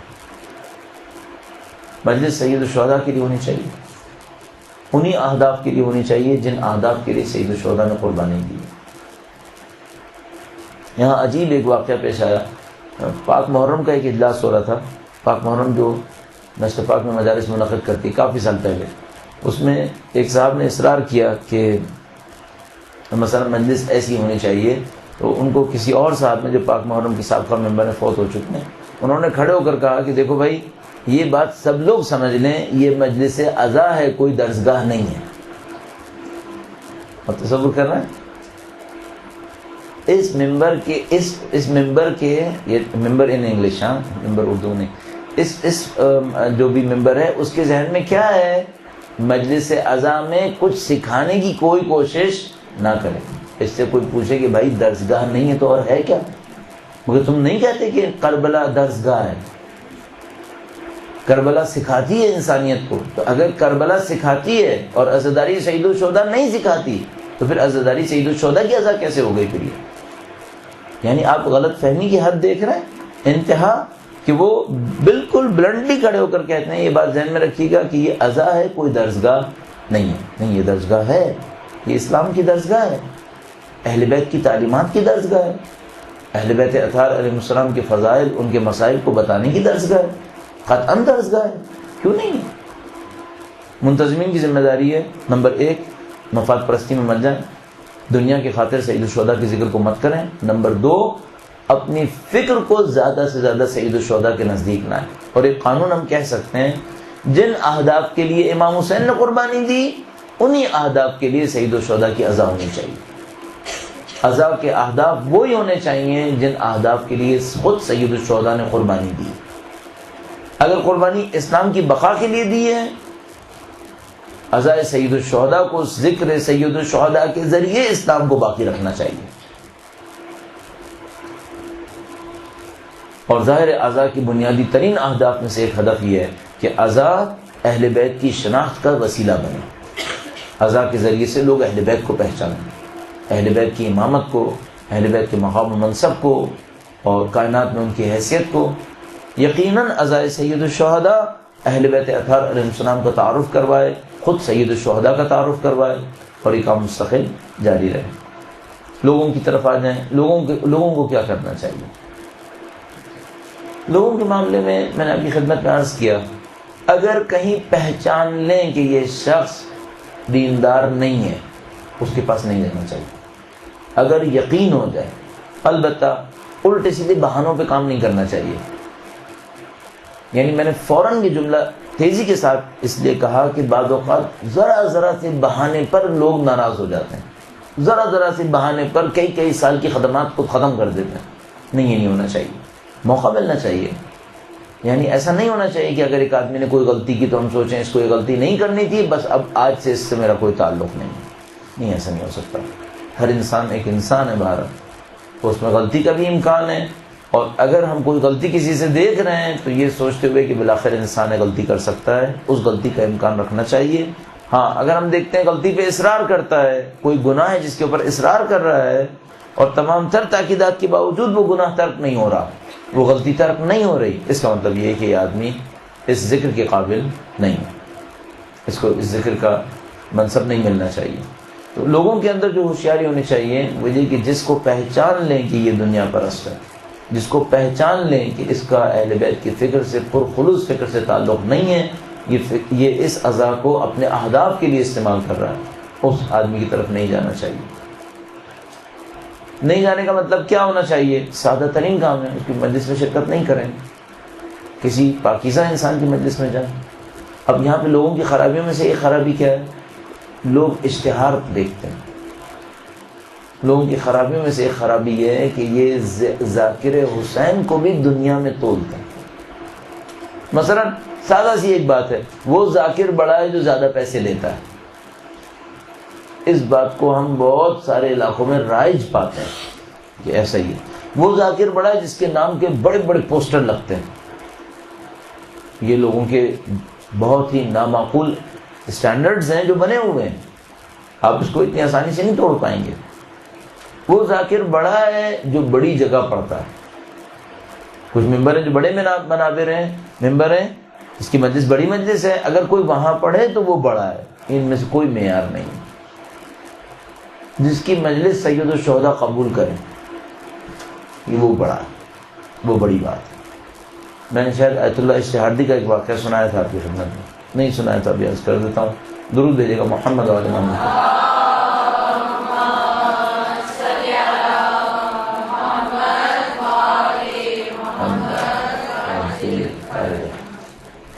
ایک بات اور عرض کرتا چلوں، ابھی ذہن میں آتی ہے، اچانک بلا رب ذہن میں آتی ہے. آپ کہیں مجلس پڑھ رہے ہوں اور لوگ آپ سے بری فیسلٹیز میں ہوں، اس کو ضرور تذکرہ کریں.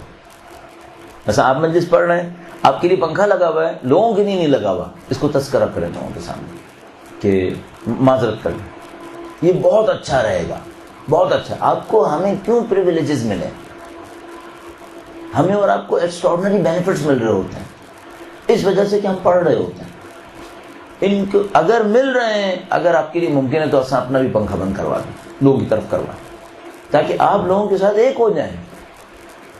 اور اگر نہیں کر سکتے ہیں آپ نے بینیفٹ لینا ہے، کم سے کم لوگوں سے معذرت کریں. کیوں؟ کیا یہ طے ہے کہ آپ کا مقام بلند ہے اس وجہ سے کہ آپ اونچی جگہ پہ بیٹھے ہیں، اس وجہ سے کہ آپ پڑھ رہے ہیں؟ نہیں معلوم سننے والوں میں سے کتنے لوگ ہوں گے جو ہم سے کہیں زیادہ فضیلت رکھتے ہوں گے، ان کے دل زیادہ پاکیزہ ہوں گے. شاید ہم چونکہ پڑھ رہے ہوتے ہیں تو ہم لوگ سمجھ رہے ہوتے ہیں شاید ہمارے پاس فضیلت بھی زیادہ ہے. نہیں، کوئی اسٹینڈرڈ نہیں ہے. ممکن ہے کوئی آدمی نہ پڑھتا ہو لیکن اس کی فضیلت ہم سے زیادہ ہو، اس کا خلوص شاید ہم سے زیادہ ہو. تو ہر طرح امکان کوشش کریں جو ایکسٹرا بینیفٹس ہمیں مل رہے ہوں، ایک تو نہ مل رہے ہوں، اگر مل رہے ہوں کہیں نہ کہیں معذرت کریں کہ بھئی یہ ایکسٹرا بینیفٹ مجھے ایک مل گیا اور آپ کو مثلا نہیں ملا.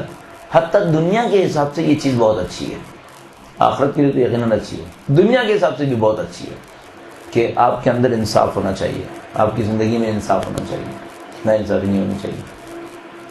آیت اللہ اشتہاردی کا واقعہ کر رہا تھا. ہمیں فقہ کی کتابوں میں سے ایک کتاب ہے لمعہ، مشہور معروف کتاب ہے. شہید اول شہید ثانی، شہید اول نے اصل متن لکھا تھا، شہید ثانی نے اس پہ شرح لکھی تھی. لمعہ کا کچھ حصہ میں نے آیت اللہ اشتہاردی سے پڑھا تھا خود میں. آیت اللہ اشتہاردی انتہائی پاکیزہ انسان، انتہائی پاکیزہ انسان. یعنی مجھے اچھی طرح یاد ہے وہ جو کرتا پہنتے تھے بعض اوقات پھٹا ہوا پہنتے تھے، جبکہ آیت اللہ تھے اور وسائل کے اعتبار سے قطعاً کم نہیں تھے، لیکن بہت بہت عجیب اس معاملے میں پرہیزگار انسان. اتنے پرانے تھے کہ آیت اللہ برجردی کے آفس میں بیٹھتے تھے، اتنا سن تھا ان کا. آیت اللہ برجردی کے آفس میں بیٹھتے تھے، آیت اللہ برجردی شاہ کے زمانے میں تھے، اتنا ان کا سن تھا. اور انہوں نے درس میں یہ واقعہ سنایا تھا، کہنے کی کہ مشہد گئے تھے، مشہد میں بھی کبھی پڑھے تھے. کہنے کی کہ مشہد میں تھے اور ایک دفعہ روزے سے باہر آ رہے تھے تو ایک بوڑھی خاتون نظر آئیں اور انہوں نے کہا کہ تم طالب علم ہو نا؟ انہوں نے امامہ باندھا ہوا تھا.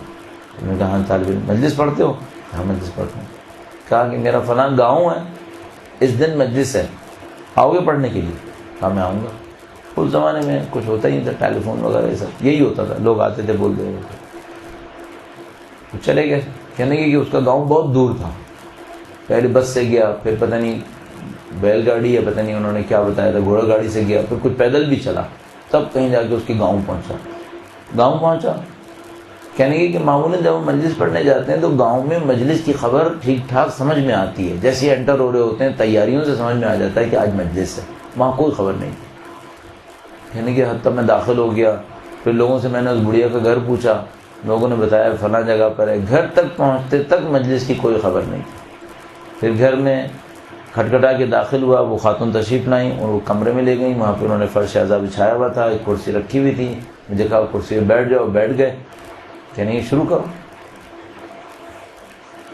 انہوں نے کہا کہ اور لوگ نہیں آئیں گے؟ کہا نہیں، میں ہوں نا، پڑھو میرے لیے پڑھو. اب آیت اللہ اشتہاردی کہنے کی کہ میں طالب علم تھا. انہوں نے فرمایا کہ میں طالب علم تھا اور مجھے سمجھ میں نہیں آیا کہ میں کیا کروں، پڑھوں نہیں پڑھوں. کہنے میں نے کہا چلو اب میں یہاں تک آ ہی گیا ہوں، کم سے کم اس ثواب کو تو نہ چھوڑوں، اس کے لیے ہی پڑھ لیتا ہوں. کہنے کہ میں نے مجلس تھوڑی سی پڑھی، اس کے بعد مسائل مختصر سے پڑھے، مجلس ختم کی. تو کہیں گے نہیں تم نے مسائل صحیح نہیں پڑھے، مسائل صحیح سے پڑھو. اب ظاہر مسائل کو پڑھنے کے لیے ایک انسان کے ایک ٹیمپرمنٹ چاہیے ہوتا ہے، کچھ لوگ بیٹھے ہوتے ہیں. تو کہنے کہ مجھے بڑا عجیب لگا کہ میں کیسے اس ایک بڑھیا کے سامنے مسائل اس طرح سے پڑھوں. پھر بھی جبر کر کے پڑھ پڑھ دیے. پر وہ روئی، کہنے بہت روئی وہ. اور جب باہر آنے لگی اس نے پتہ نہیں تواضع کی نہیں کی، کیا ہوا سمجھ میں نہیں آیا، مجھے یاد نہیں آ رہا. تو کہنے اس کے بعد اس نے کچھ پیسے دیے اور وہ پیسے لے کے میں گھر آ گیا تو میں نے کاؤنٹ کیا تو میرے پاس کچھ نہیں بچا تھا. ہاں جتنے اس نے پیسے دیے تھے وہ سب کرائے کے تھے اور کچھ بھی نہیں تھا. کہنے کہ میں نے سوچا کہ یار میں اتنی دور گیا, میں نے اتنی زحمت اٹھائی, کم سے کم 5 لوگ 4 لوگ ہوتے تو میں کم سے کم اسی پہ خوش ہو جاتا کہ چلو ثواب ہی ملا. اب ایک بڑھیا کی خاطر اب اس کو مجلس اگر سننی تھی تو یہ حرم میں آ جایا کرے, میں یہاں پہ سنا دیتا اس کو اگر میری مجلس سننی تھی کسی کی وجہ سے. کہنے کی بات سمجھ میں نہیں آئی, بڑا میں جذبہ ہوا کہ اس نے کیا کیا میرے ساتھ. بہرحال کہنے کی اسی طریقے سے میں ایک اور دفعہ حرم سے نکل رہا تھا, وہ پھر کھڑی نظر آئی. کہیں گے تم وہی ہو جس نے آ کے مجلس پڑھی. ہاں میں وہی. کہنے کی اب میں نے پھر مجلس رکھی اور تم آؤ. کہنے کی میرے اندر ہمت نہیں اس سے کہوں کہ نہیں آؤں گا. کہنے کی ٹھیک ہے میں دیکھوں گا, اور اس کو بھیج دیا. جب وہ دن آیا نہیں گئے. کہنے کی میں نے کہا بھائی یہ وقت کا ضیاع ہے, نہ اس بڑھیا کے ساتھ کوئی اور بندہ ہوتا ہے. ایک تو یہ بھی صحیح نہیں ہے کہ ایک کمرے کے اندر آپ ایک عورت کے ساتھ بیٹھے ہوئے, یہ بھی فقہی لحاظ سے شاید مسئلہ ہو. اس کے اندر 10 مسائل انہوں نے ایجاد کیے. انہوں نے کہا میں نہیں جاتا, یہ کر آ کے انہوں نے ختم کر دیا معاملے. یعنی کہ تھوڑی دیر کے بعد کسی بھی وجہ سے میں سویا تو میں نے خواب میں سید الشہداء کو دیکھا.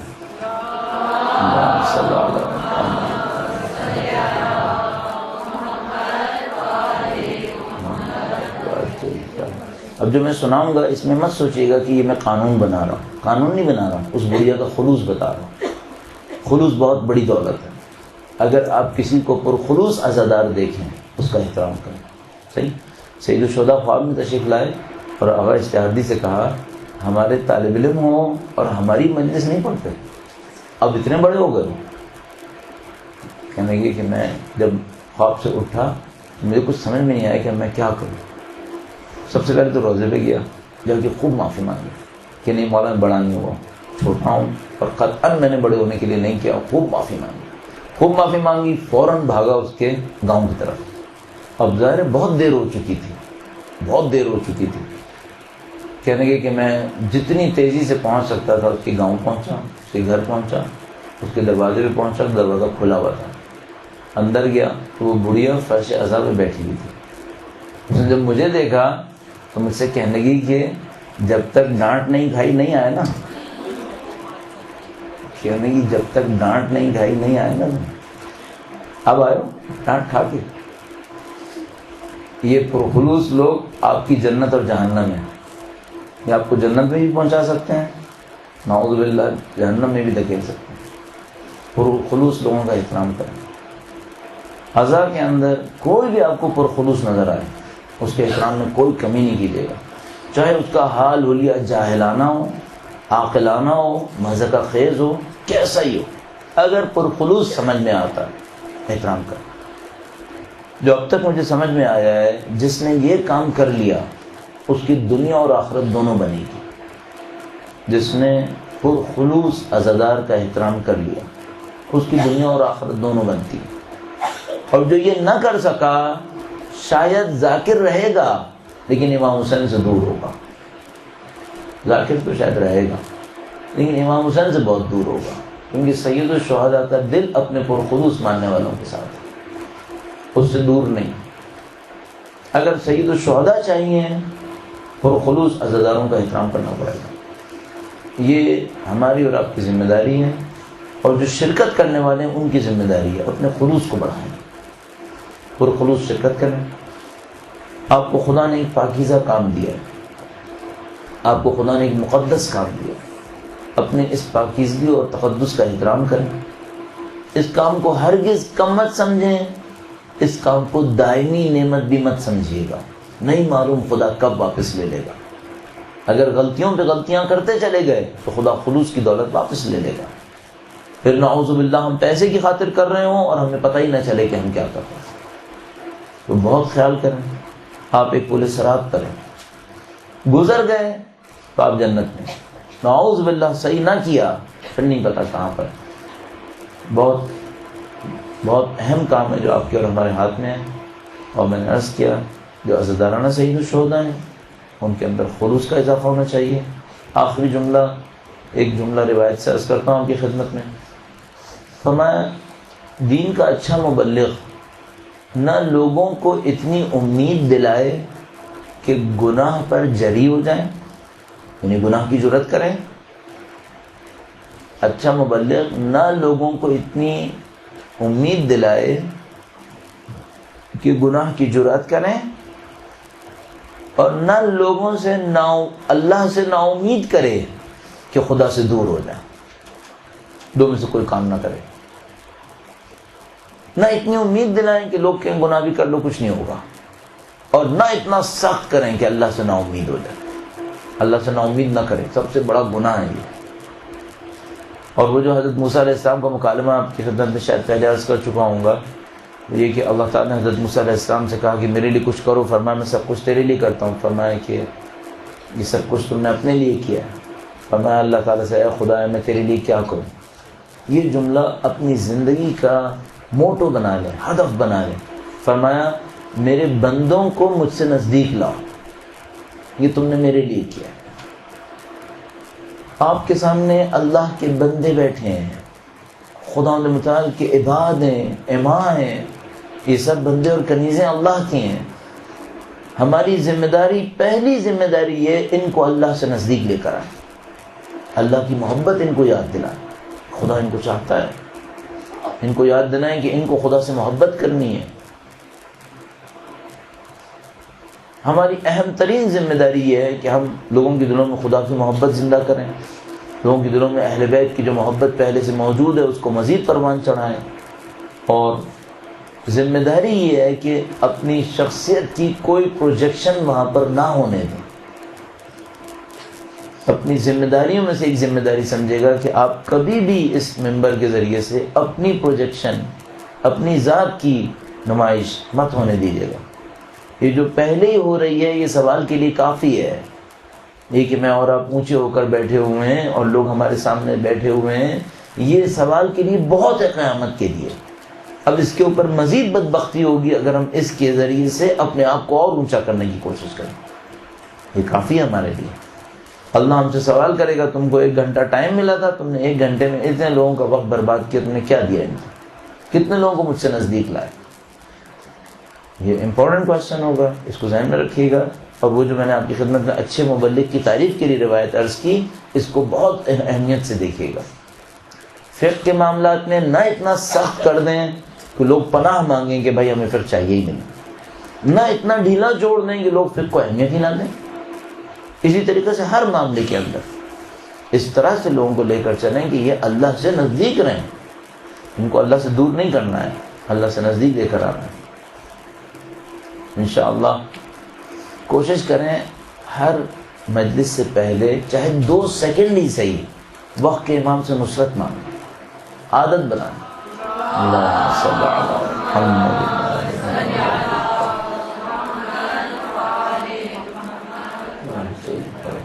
ہمارے ایک استاد ہوتے تھے، وہ ایک جملہ کہتے تھے ہر درس سے پہلے.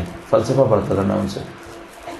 ہر درس سے پہلے کہتے تھے کہ میں شاید اس وجہ سے کہتا ہوں کہ میں فلسفہ ان سے پڑھتا تھا کہ میں پڑھنے کی کوشش کرتا تھا، مجھے سمجھ نہیں آتا تھا کہ وہ واقعا سیکھ پاتے ہیں ہم لوگ یا نہیں سیکھ پاتے ہیں اساتذہ سے. وہ بزرگ تھے واقعا. وہ جملہ کہتے تھے اور اس میں اللہ کا ذکر ہوتا تھا، نبی کا ذکر ہوتا تھا، اہل بیت کا ذکر ہوتا تھا، اور آخر میں کہتے تھے اور توجہات خاصہ حضرت ولی اعظم اور امام وقت کی خاص توجہات کے سائے میں. تو وہ اس پہ بہت اصرار کرتے تھے کہ ایک امام کی وہ توجہ ہے جو پوری کائنات کے اوپر عموماً ہے، اور ایک امام کی وہ خاص توجہ ہے جو آپ پر پڑ سکتی ہے. آپ کوشش کریں کہ ہر مجلس سے پہلے چاہے 2 سیکنڈ کے لیے آپ امام کی طرف خاص کر نظر ڈالیں، وقت کے امام کی طرف، اور ان سے نصرت طلب کریں. کچھ بھی کہہ سکتے ہیں، کہتے ہیں کہ مولا میں آپ کی جد کا تذکرہ کرنا چاہتا ہوں. ہمت دے دیں، وہ کہلوا دیں جو کہنا چاہیے، چاہے ہماری عزت ہو یا نہ ہو. ہمیں اس بات کو ذہن میں رکھیے گا، اپنی پروجیکشن نہیں چاہیے ہم لوگوں کو. ہمارے لیے سوال کے لیے سب کچھ بہت ہے، بس وقت کے امام کا تذکرہ ضرور ہو جائے. آپ کی توجہات بڑھ جائیں گی، آپ کی جو توفیقات ہیں ان میں اضافہ ہو جائے گا. بہت ساری چیزیں ایسی آپ کی زبان سے جاری ہو جائیں گی جو دین کی ضرورت ہوں گی، آپ کو بھی نہیں پتہ ہوگا. یہ امام کی برکت سے بہت کچھ ہو سکتا ہے.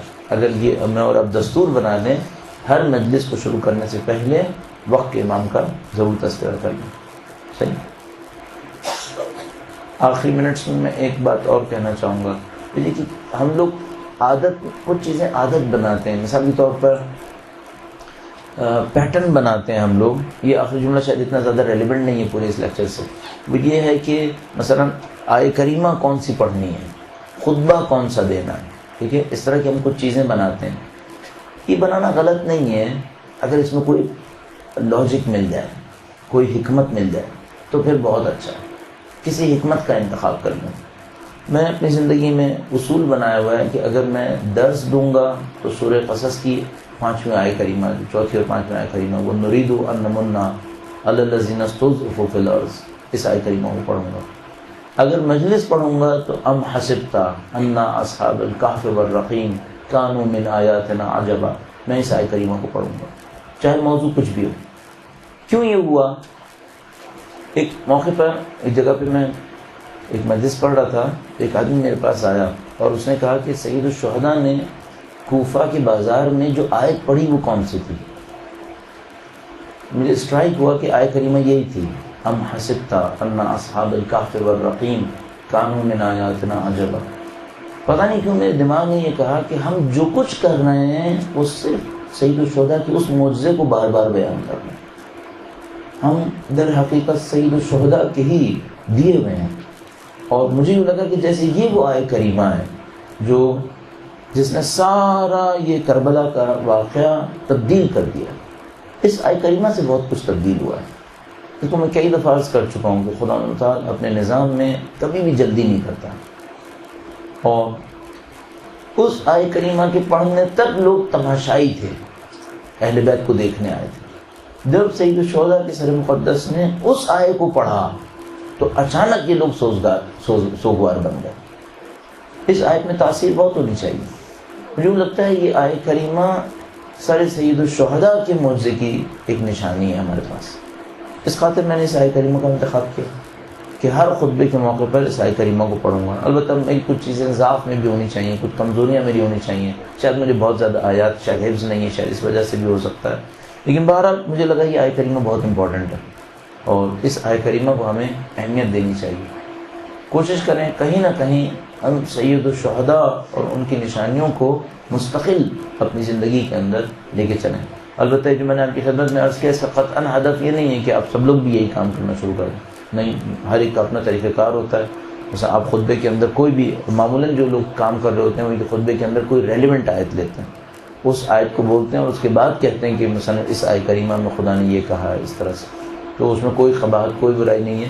میں صرف یہ عرض کر رہا ہوں کہ آیت کریمہ اہم ہے اور اس کا بھی تذکرہ انشاءاللہ ہمارے اور آپ کی زبان سے جاری ہونا چاہیے. خدا تعالیٰ انشاءاللہ اس ماہ محرم میں ہمیں اور آپ کو اہل بیت کی ذکر کی سعادت نصیب فرمائے. انشاءاللہ جہاں کہیں بھی ہم اور آپ ذکر سید الشہداء کریں، اس سید الشہداء کو وہ خود سید الشہداء اور ان کی خواہر محترمہ اپنی بارگاہ میں قبول فرمائیں انشاءاللہ. خدا تعالیٰ کی دی ہوئی اس توفیق سے وقت کے امام کی خاص توجہات مجھے اور آپ پر نازل ہو سکیں انشاءاللہ. اور خدا توفیق دیں ہم لوگ اور آپ اسی مادی زندگی کے اندر وقت کے امام کی نصرت کی سعادت کو حاصل کریں انشاءاللہ. اور اس نصرت کی راہ میں خدا تعالیٰ ہم سب کو شہادت نصیب فرمائے انشاءاللہ. ان تمام دعاؤں کی قبولیت کے لیے درود بھیجیں محمد و آل محمد. صلی اللہ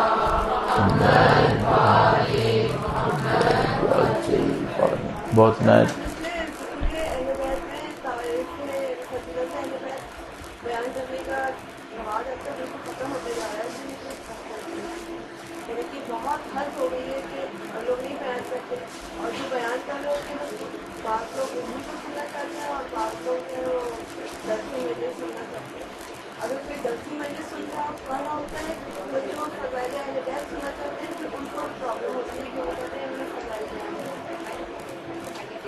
ہمیں یہاں پہ کبھی ایک لیکچر رکھنا چاہیے جس میں ہم یہ سوچیں فضائل کسے کہتے ہیں. فضائل کسے کہتے ہیں؟ اہل بیت کی شناخت کا مطلب کیا ہے، جس کو آپ یقیناً آپ کے پاس لیکچر ہو چکے ہوں گے معرفت امام کے نام سے. ٹھیک ہے، ہمیں یہ دیکھنا ہوگا کہ وہ معرفت جو خدا تعالیٰ نے ہم سے طلب کی ہے کہ ہمیں امامت کی چاہیے، وہ کون سی معرفت ہے. اگر فضائل کا مطلب یہ ہے کہ ہم لوگوں کو امامت کی معرفت بھی نہ کرا سکے تو ہم نے غلط کیا. ہمیں لوگوں کو امامت کی معرفت کروانی چاہیے. اگر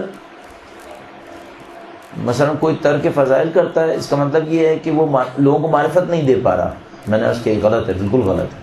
اگر کوئی ترک فضائل کرے، اس کا مطلب یہ ہے کہ لوگوں کو نہیں بتا پایا کہ اہل بیت کا مقام و منصب کیا ہے. یہ بھی غلط ہے.